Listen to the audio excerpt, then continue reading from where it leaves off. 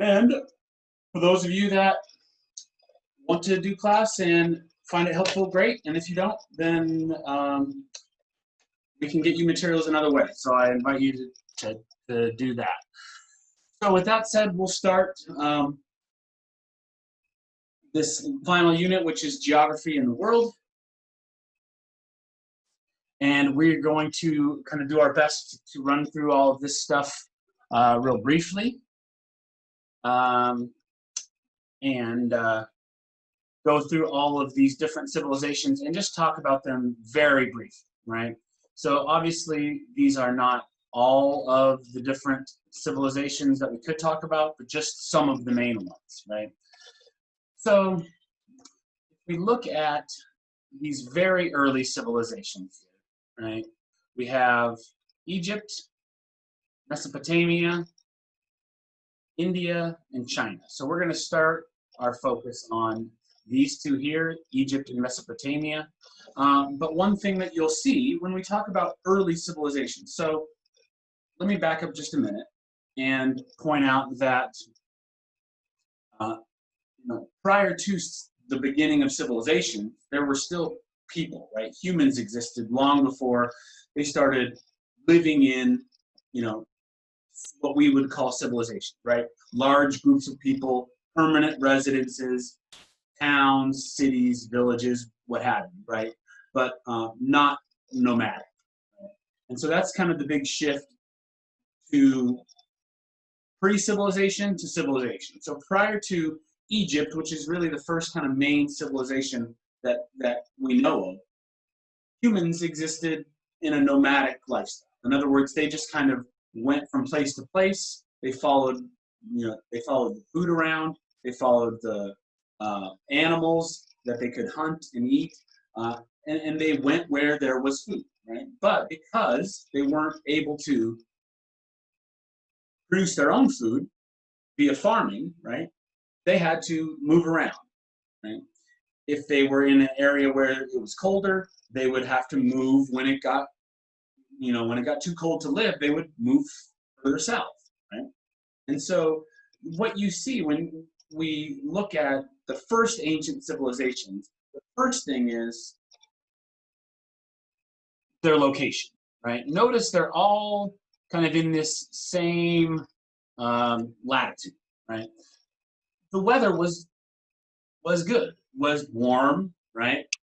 They had plenty of sunshine, they had some rain, and they had another thing in common. Notice all of these early civilizations are located along rivers, right? The rivers were really a key source of life for early civilization. And the other big contributing factor is the invention or the discovery of farming. Okay? And so before farming and irrigation and figuring out how to water and grow crops and domesticate livestock, in other words, like get goats or cows or whatever and domesticate them, before that happened, people had to move around. And so civilizations really didn't start to come about until they figured out how they could grow and control their own food in one place. Okay? So with that said, let's look at some of these different early civilizations.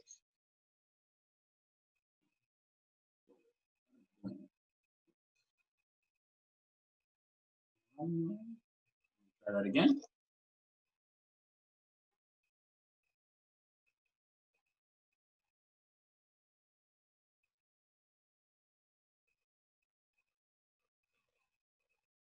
Oh, I see.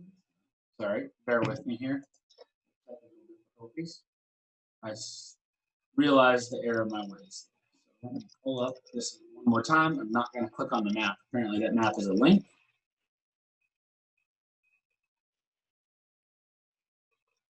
There we go. All right. So first things first. And again, we'll go through some of these, and then we will end with going over some practice questions. Right? And if you do have questions or comments, and you need help with something, feel free to message me in the chat, message Caleb, and hopefully we can answer some questions. I'll just go through some of this, and then we'll kind of take a pause and do a couple practice. So first, we have the Egyptians.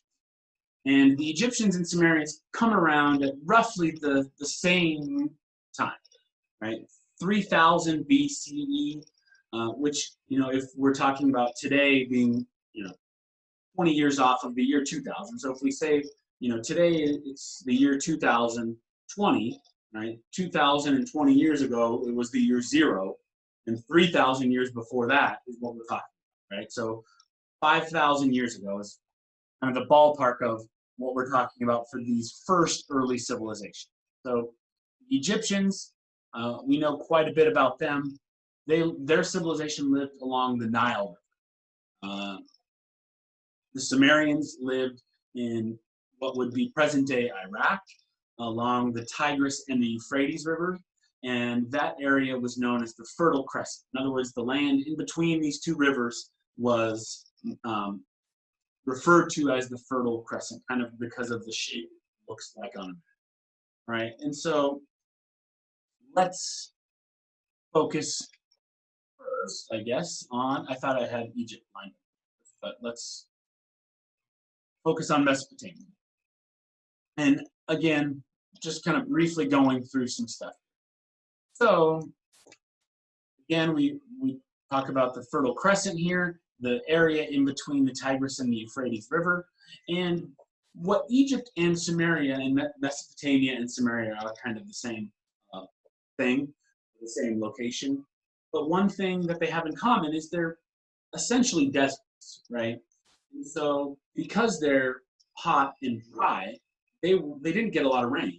And so to grow crops, they were dependent on the rivers, right? That's why these ancient civilizations were located just along the river. Because if you got too far away from the river, you're in the middle of desert and nothing grows, right? So the rivers really were what these ancient people relied on for transportation, for water, for drinking water, and for irrigating their crops, okay? So some of the things, and so the reason we kind of run through these different civilizations is to talk about some of the things that they discovered and that they invented. Because if we kind of rewind time, right, lots of inventions and lots of things that we take for granted today can be traced back to these very ancient civilizations. So Mesopotamia, we have the earliest known form of writing, right? So these symbols down here are really written words. So humans had obviously been talking with language for an unknown amount of time prior to this, but really it wasn't until Mesopotamia and Egypt where we start to see some sort of written language, right?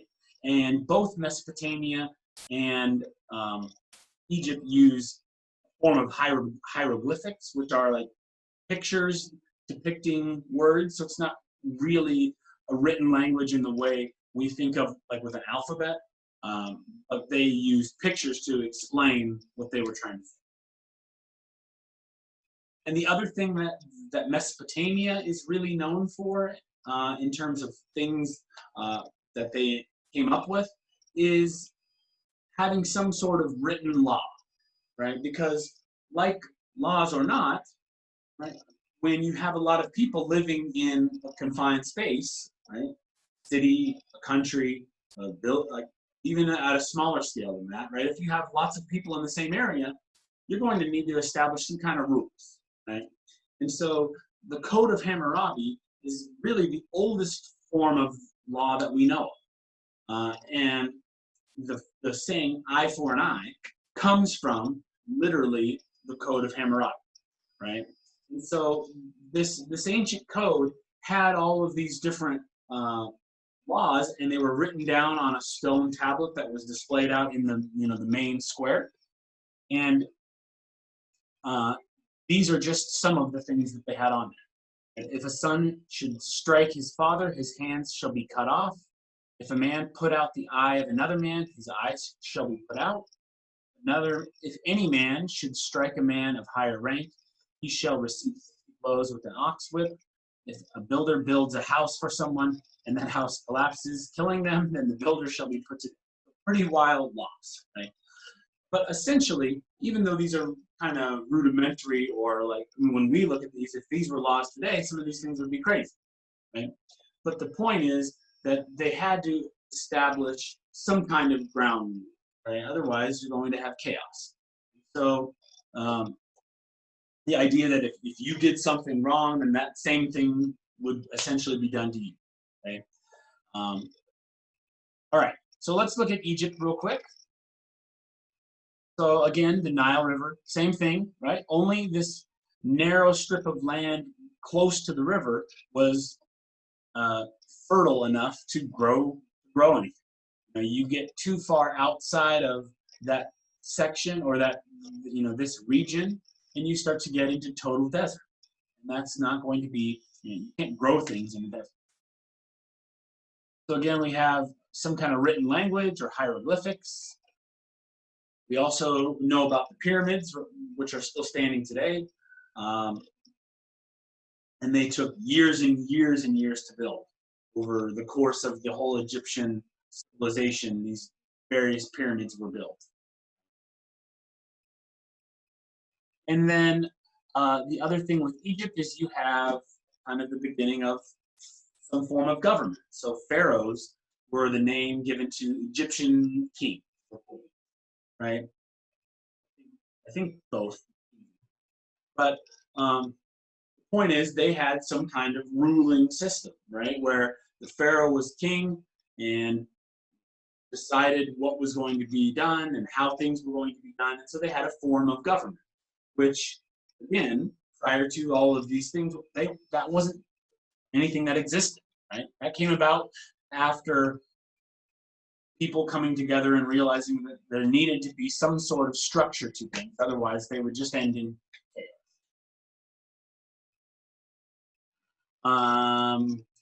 So I'm going through these pretty quick because I just want to touch on them briefly. We don't need to spend a lot of time on any of them.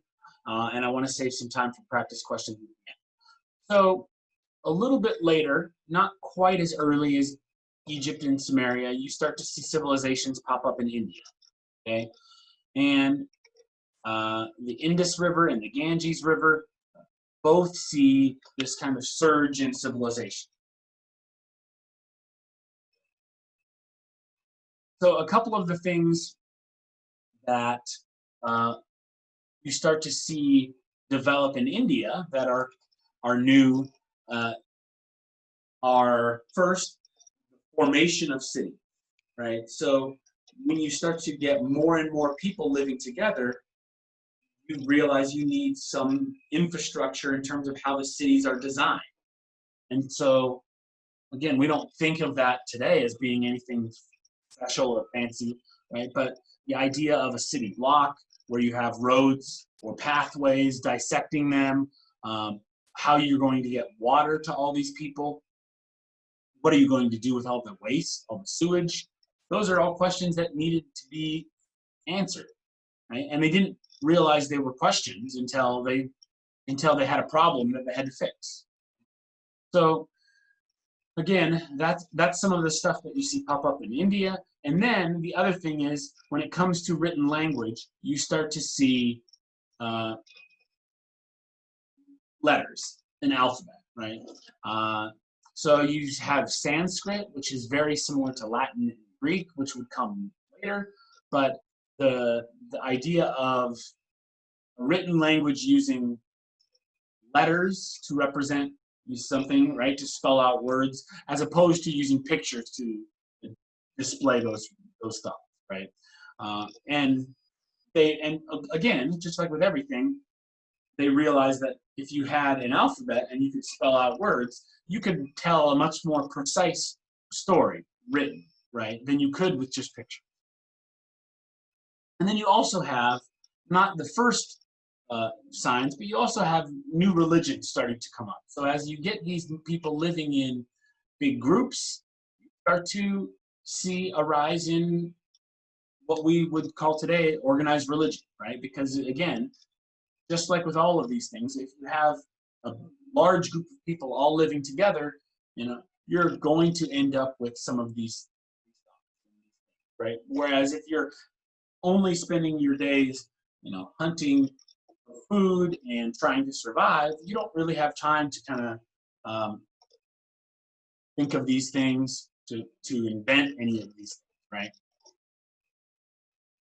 And then you also see this kind of the beginnings of what we would call a caste system, or like a higher lower class thing, which isn't necessarily good or bad, but just in India you start to see this separation of certain people have more authority or are looked at differently depending on whether they're a priest or an academic or a warrior or a king or a businessman or a servant, all the way down to kind of the lowest level, which would be similar to almost like a slave, right? And so, not that that's necessarily a good thing, but you start to see that come about with the civilizations in India.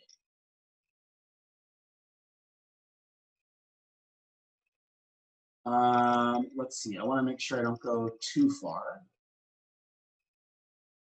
So China, again, is kind of off by itself. So geographically, you have Egypt and Samaria and Mesopotamia that are relatively close together. Then India a little bit further, and then kind of way off on its own, you have China and the ancient dynasties of the Chinese civilization, right? So some of the notable things with China would be building technologies, right? So building the Great Wall of China, coming up with a form of currency, money, right? Roads, knowing or seeing the benefit and the necessity to have connectivity between different villages or whatever, right? It's a lot easier to get from place to place if you have roads. Prior to that, people either, bushwhacked or went out and, crossed land however they could, or they traveled by river, right? But with the building of roads and the invention of a wheel, right, you could transport people and goods a lot easier on a road than you could without a road. And then again, the idea of a standardized currency where everyone in the Chinese civilization had the same form of money, which made it beneficial. So if you went from one village to the next, they were using the same currency. In some of the other ancient civilizations, they might use gold for a currency, and someone else might use something different. And so you wouldn't necessarily translate. And then along similar lines and on similar timelines as well, you have some of the ancient American tribes, right? So Aztecs, the Mayans, and the Incans, right? The Aztecs and the Mayans were predominantly in Mexico and Central America. So the Aztecs were mostly in Mexico. The Mayans were in southern Mexico to Central America, that kind of region. Okay?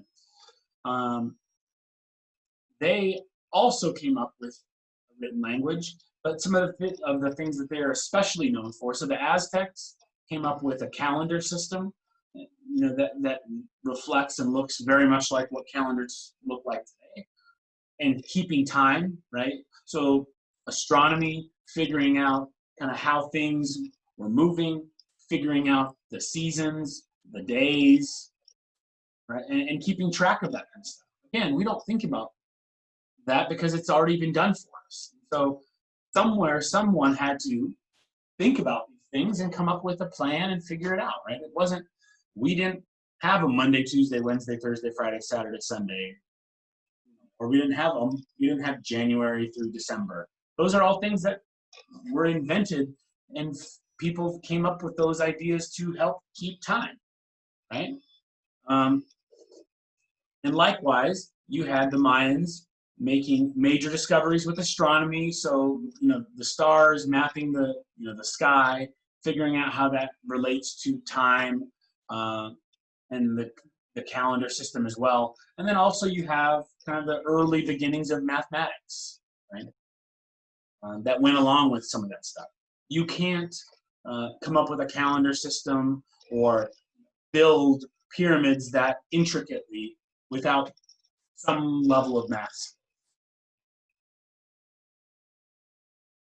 And then through this down to the Inca Empire. And so in North America, you have the Aztecs and the Mayans, but in South America, you have the Incan Empire. So Machu Picchu, right, a famous old Incan site here way up in the Andes Mountains. So because of their location, they were essentially relegated to very mountainous terrain. So they had to master building roads, building pathways, bridges. So the Incas came up with all of these kind of things and developed a system to get from place to place much more efficiently based on their terrain, right? They were in very rugged, remote mountains, and get from one site to the next, you had to have a very clear pathway to get there. And they also developed a sophisticated system of government in which they had people in all different regions of their empire kind of working together. And that, again, was something new and different.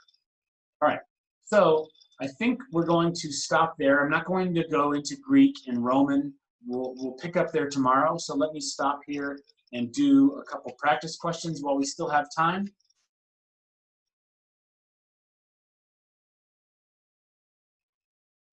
And again, I apologize for kind of rushing through some of that, but I just don't want to spend too much time focusing on content when really we need to spend a majority of the time looking at practice questions, because that's ultimately what's going to help you more on the test. Doing more of them, right? Whether they're fun or not, unfortunately. So let's look at a few of these questions. So number one says, which of the following Central American civilizations is particularly noted for achievements in both mathematics and astronomy? Okay, so this is just kind of a direct question to something we went over. And if I scroll up here, our answers are the Sumerians, the Mayans, the Aztecs, or the Incans.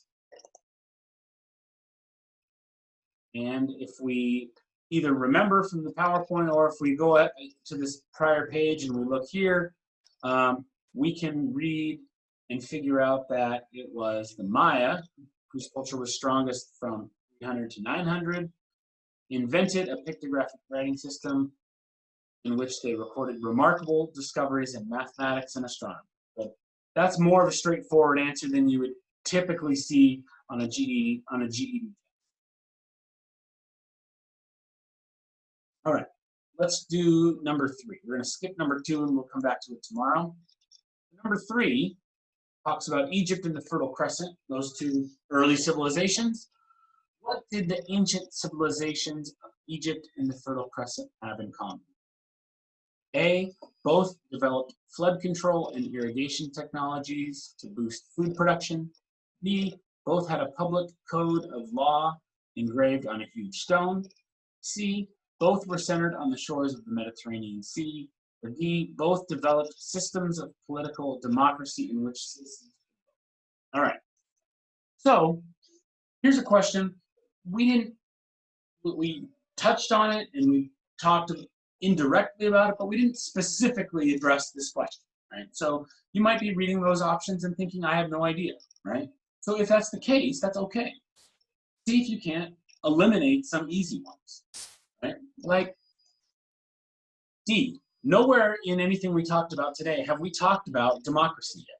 We've talked about the early beginnings of government, right?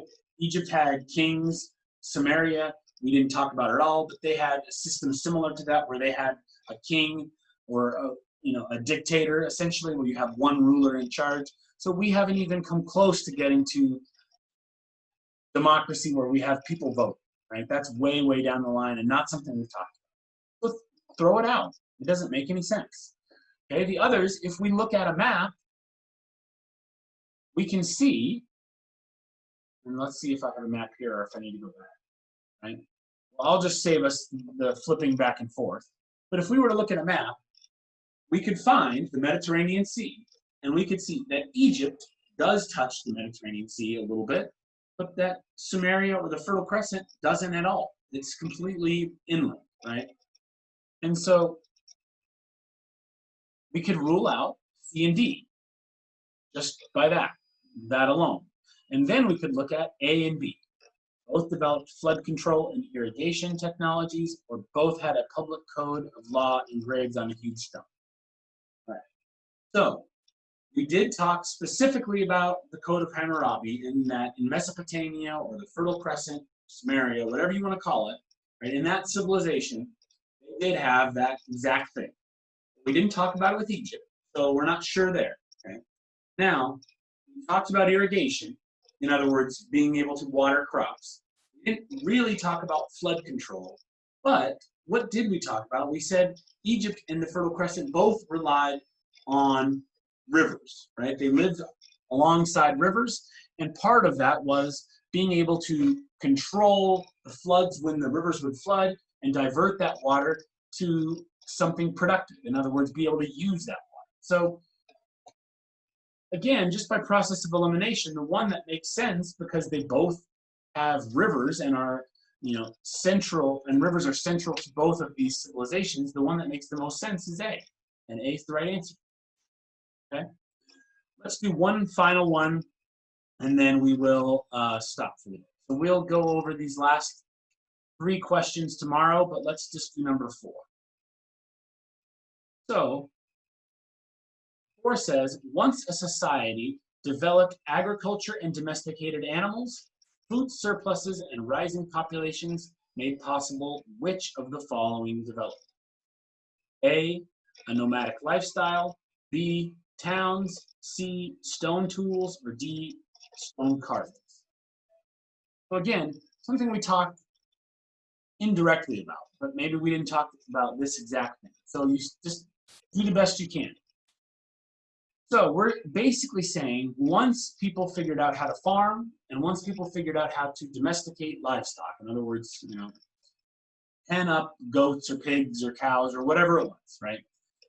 That led to food surpluses, meaning you could stock up and have lots of food available for long periods of time. So once you had that, and you had rising populations, in other words, there are more and more humans all the time, right? Population is rising.